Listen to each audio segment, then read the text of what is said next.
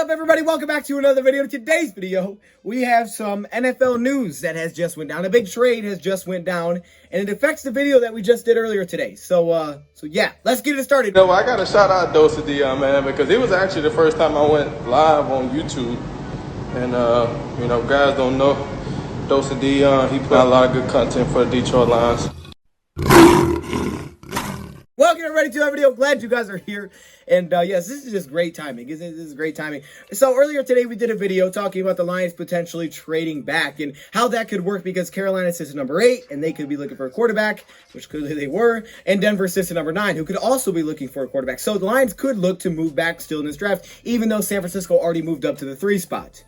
But then we get hit with this news. This news just goes down, and this is that the Carolina Panthers are trading for quarterback Sam Darnold from the New York Jets. So yes, we were right that the Panthers were looking for a quarterback, but they just didn't do it with the draft pick. Instead, they did it with a draft trade. One, they may not have been super confident about what could have been available at the 8th spot, especially if teams would have jumped in front of them with us, because then they could have definitely missed them out. Number 2, they may not have wanted to move up because they may have thought it could have taken more capital to move up for a quarterback instead of just trading for Darnold. So for Sam Darnold, they gave up a 6th round pick this year, a 2nd next year, and a 4th next year. So it may be similar, not exactly sure on that one. They went and got their quarterback, and they kept the 8th pick in this year's draft. So they still have the 8th pick in this draft. Now, I'm not going to say it's impossible Carolina still targets a quarterback if someone that they really like falls, but it's probably less likely. So what does this trade mean for the Detroit Lions potentially looking to move in this draft? What does this really mean for the Lions? Well, okay, here's the first thing I think it means. It means that it's pretty much a complete 100% guarantee lock that the first 3 picks will be quarterback. 100%, because the Jets, who were thought as a team that, yes, they would take Zach Wilson, but could go a different route and still rock with Sam Darnold, now have traded away Darnold, so clearly they're taking a quarterback at number 2, who seems to be Zach Wilson. Number 3, San Francisco, they trade up, they're taking a quarterback, and number 1 is going to be quarterback. So we know the first 3 are quarterbacks.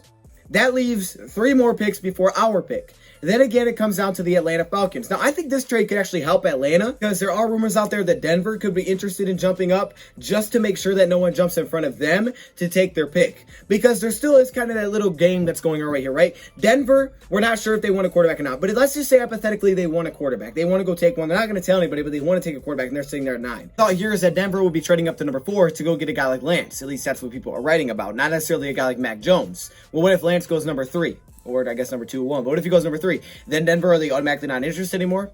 Who knows? In the last video that we talked about, we said how because Carolina's behind us and Denver's behind us, teams could be worried because both those teams could take a quarterback.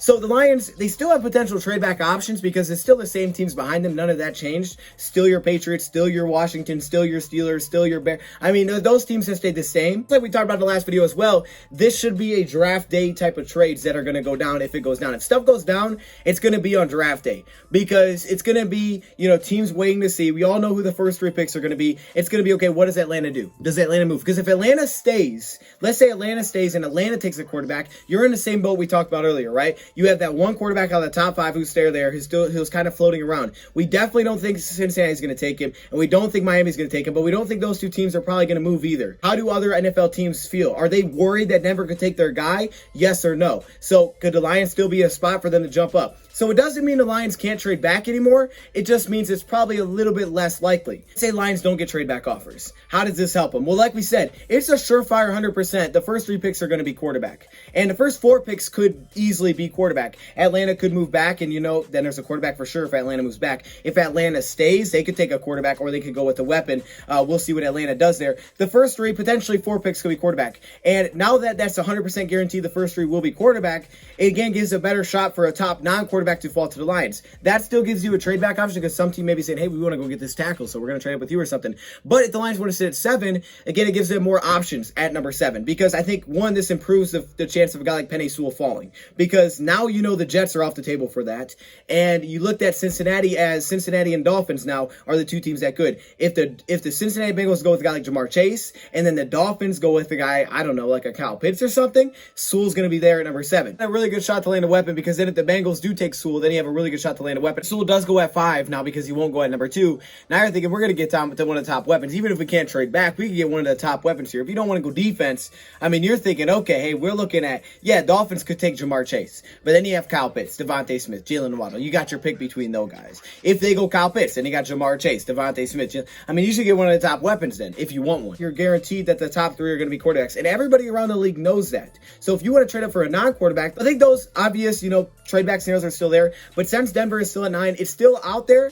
One difference is Carolina could now receive calls for trades, and the Lions may get a smaller return because Carolina could potentially push the Lions, price down, because teams could call Carolina, who just gave up picks, and say, hey, can we move up to your spot that we can hop in front of Denver? That could actually come into play here, and the Lions may get less than if they wanted to trade back. I know the Patriots aren't usually the most likely team to trade up in the draft, but for the last 2 decades, they haven't had to worry about the quarterback position really at all, right? I mean, they've had Tom Brady there. They gave the 1-year deal to Cam Newton, but come on. Let's be real here.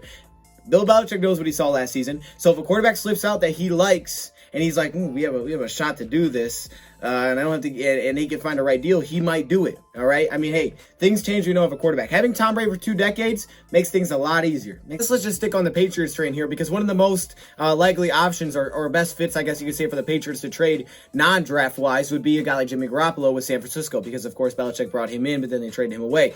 But apparently they want to be blown away by an offer, and they want a first-round pick. Now this could change as the draft gets closer, because we know they're taking a quarterback, and that kind of clears it up even more. But they want at least a first round. The thing is with San Francisco is that they have no urgency to trade Jimmy Garoppolo, and because of that, they can have a super high asking price. They're going to trade it for a quarterback. Either one, they have to like the guy in the draft better, or 2, they would have to give up less.